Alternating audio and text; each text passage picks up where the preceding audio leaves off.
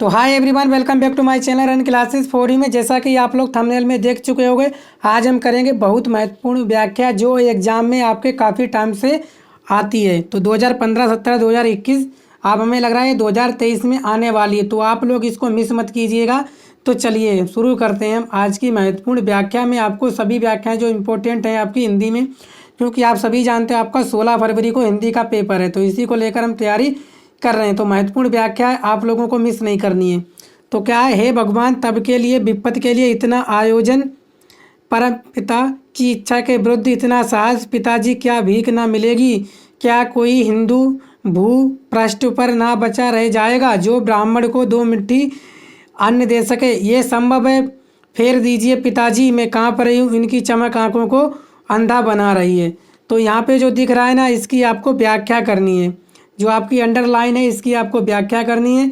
तो इसमें आपसे क्या क्या प्रश्न पूछे गए, बोला गया है कि उपयुक्त गद्यांश का संदर्भ सहित लिखिए और रेखांकित अंश की व्याख्या कीजिए। इसके बाद गद्यांश में से किस कार्य को ईश्वर के इच्छा के विरुद्ध बताया गया है। तो इन प्रश्नों के हमें उत्तर देने हैं। तो सबसे पहले उपयुक्त गद्यांश का आपको संदर्भ लिखना है। तो आप क्या देख पा रहे हो कि हे भगवान तब के लिए विपत्त के लिए इतना आयोजन, परमपिता इच्छा के विरुद्ध इतना साथ, पिताजी क्या भीख ना मिलेगी, क्या कोई हिंदू भूपृष्ठ पर ना बचा रह जाएगा जो ब्राह्मण को 2 मुट्ठी अन्न दे सके, यह संभव है, फेर दीजिए पिताजी, मैं काँप रही हूँ, इसकी चमक आंखों को अंधा बना रही है। तो ये आपका कौन से पाठ का है, ठीक है। सबसे पहले आपको पता होना चाहिए, ये तो पता है गद्य का है, लेकिन पाठ का नाम पता होना चाहिए आपको कौन से पाठ का है, आपका ममता। और ममता जो पाठ के लेखक हैं वो किसने लिखा है, श्री जयशंकर प्रसाद जी ने लिखा है। तो आपको क्या प्रश्न बताना, उपयुक्त गद्यांश का संदर्भ सहित लिखना है। तो संदर्भ कैसे लिखते हो आप सभी जान, संदर्भ लिखते हैं प्रस्तुत गद्यांश हमारी पाठ्य पुस्तक गद्य खंड के संकलित पाठ, जो भी पाठ है, पाठ कौन सा है आपका ममता, ममता पाठ से लिया गया है और इसके लेखक कौन है, जयशंकर प्रसाद जी हैं। तो ये तो आपका क्या हो गया, संदर्भ हो गया। और रेखांकित अंश की व्याख्या कीजिए, ये रेखांकित अंश की व्याख्या आपको लिखनी है, ठीक है ना, क्योंकि आप भी जानते हो, ठीक है।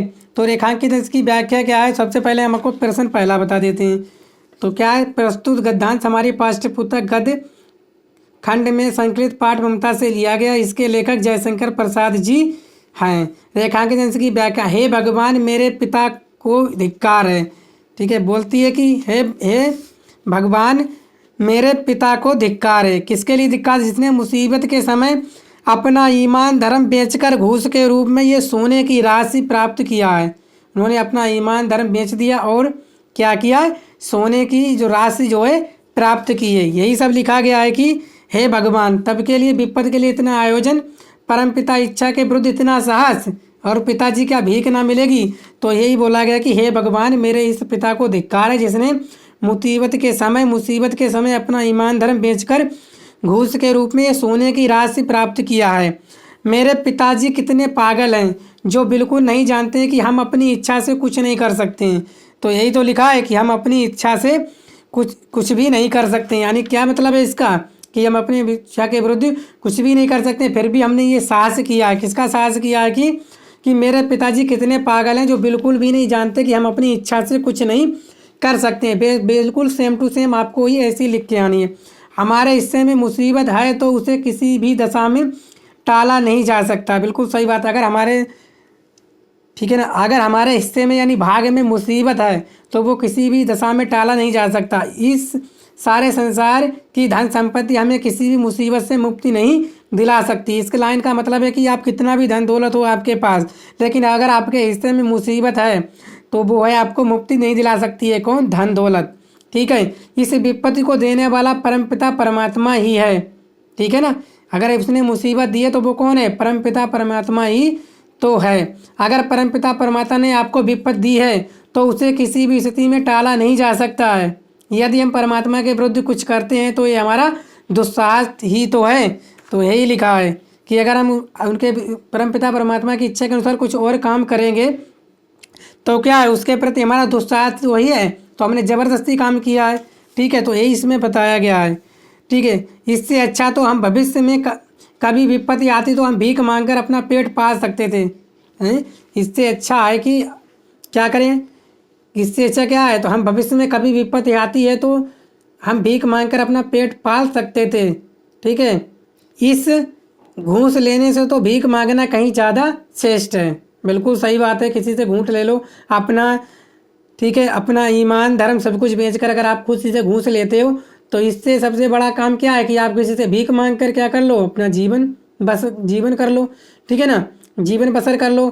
ठीक है, क्या आपको इस संसार पर ये भी भरोसा नहीं रहा कि कल को भिखारी को भीख ना मिलेगी? यदि आप ये सोचते हैं तो बिल्कुल गलत सोचते हैं। ठीक है ना, तो आप इतना बड़ा संसार है कि आपको एक मुट्ठी भीख अन्न नहीं मिल सकता है, तो यही इस लाइन में बोला गया है। ठीक है, इसीलिए यहाँ पे तुलना किसकी की? ब्राह्मण। क्या इस संसार में इतने हिंदू क्या खत्म हो गए इस धरती या पृथ्वी पर कि आपको भीख नहीं मिल सकती है? ठीक है ना, तो बस यही था इस लाइन का पूरा अर्थ। थोड़ा सा और बचा हुआ है, ठीक है ना, तो थोड़ा सा क्या और बचा हुआ देख लीजिए। तो बचा है, आपकी सोच के अनुसार कल को ये पृथ्वी हिंदू विहीन ना हो जाएगी, जो कि ब्राह्मण को अपना पेट भरने के लिए मुट्ठी भर अन्न भीख में नहीं मिलेगा। ठीक है, आपकी सोच के अनुसार कल को ये पृथ्वी हिंदू विहीन ना हो जाएगी। मतलब कहने का मतलब ये, अगर आपकी ऐसी सोच है, यहाँ देखो, ठीक है ना, अगर आपकी ऐसी सोच है तो कल जो भूमि पर क्या है, आपकी हिंदू नहीं रहेंगे, इस भूमि पृष्ठ पर कहाँ नहीं रहेंगे, हिंदू कोई बचा ही नहीं रह जाएगा, जो कि एक ब्राह्मण को अपना पेट भरने के लिए मुट्ठी भर अन्न भीख में ना मिलेगी। ठीक है, इसका मतलब क्या हुआ? इसका मतलब ये हुआ कि इस पृथ्वी धरती पर क्या है, कोई भी हिंदू नहीं बचा रह पाएगा जो कि आपको एक मुट्ठी भर अन्न ना दे पाए। ठीक है, तो उम्मीद करता हूँ आप लोग समझ पाए होंगे। तीसरा क्या बोला गया है, इस गद्दांश में किस कार्य को ईश्वर की इच्छा के विरुद्ध बताया गया है? किस कार्य को जो है ईश्वर की इच्छा के विरुद्ध बताया गया है, तो ये आपको बताना है किस कार्य को। ठीक है ना, तो ये हो गया आपका पूरा अर्थ। इसका स्क्रीनशॉट ले लीजिए, मैं आगे बताता हूँ। ठीक है ना, तो इस उपयुक्त गद्दांश में उत्कोच द्वारा धन संचय के कार्य को ईश्वर की इच्छा के विरुद्ध बताया गया है। ये आपका मोस्ट इम्पोर्टेंट है। ठीक है, तो उम्मीद करता हूँ आप लोग समझ पाए होंगे। तो वीडियो को आप लोग शेयर कीजिए और इसका स्क्रीनशॉट आप लोग जरूर ले लीजिएगा। ठीक है, अगर स्क्रीनशॉट ना लेना चाहो तो आप हमें कमेंट बॉक्स में कमेंट करके बता देना, मैं आपको इसकी पूरी PDF दे दूँगा। ठीक है ना, बिल्कुल भी आपको टेंशन नहीं लेनी है। ठीक है, थैंक यू।